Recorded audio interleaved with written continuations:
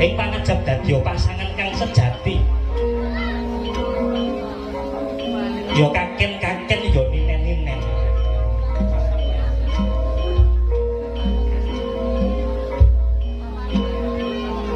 Mang yo gesang kang kebak karahayon.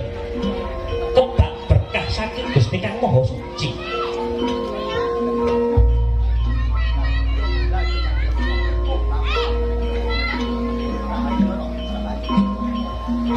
Santosa pidhato